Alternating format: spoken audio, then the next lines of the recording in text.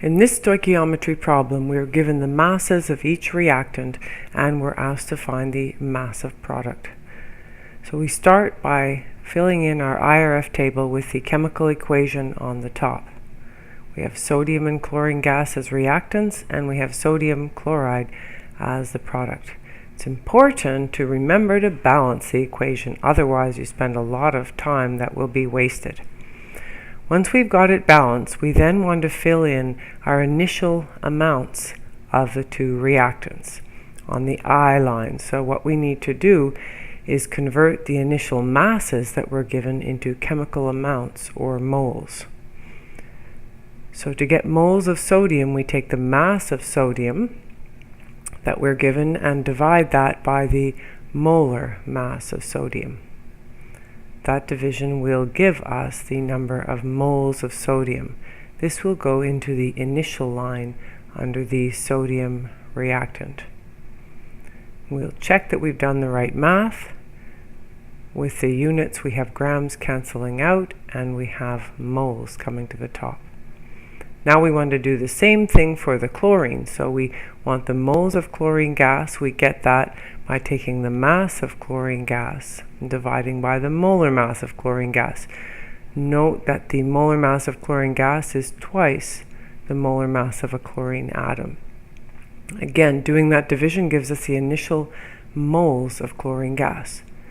Now each of those amounts, those initial moles, goes into the IRF table directly in the I line. We don't consider any stoichiometry at this point. This is simply a list of the different amounts of reactants that we have at the beginning. So we fill in those amounts and then we have to make an educated guess as to which reactant will run out first. Remember, if you choose the wrong reactant, you just have to go back and switch afterwards. Choosing chlorine gas, if it were limiting, then all the chlorine gas would disappear, giving us no chlorine gas in our final line. That would cost us double the number of moles of sodium, since the two reactants react in a 2-to-1 ratio, sodium to chlorine. And when we do the math to the final line under sodium, we find a positive amount, that is an excess. So indeed, we have chosen correctly. Sodium is the reactant in excess, and chlorine gas is the limiting reactant. Once we know the amount of limiting reactant that has been consumed, we can deduce the amount of product formed. Note that for every 1 mole of chlorine gas consumed, we produce 2 moles of sodium chloride. We fill in the R line under sodium chloride, and finally the F line, since there's no sodium chloride at the beginning. So now we have essentially our yield of sodium chloride, but in moles. We're asked for the theoretical yield in grams. So we'll do a moles to gram conversion here. And we'll get that by multiplying the moles of sodium chloride produced by the molar mass. So the mass of sodium chloride will be calculated in that way. This is the theoretical yield. This is if everything goes well in the reaction. You don't spill any product, there are no side reactions.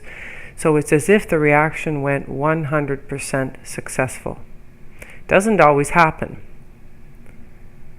And so that mass of sodium chloride, the theoretical yield, may in reality, in actuality, may be less.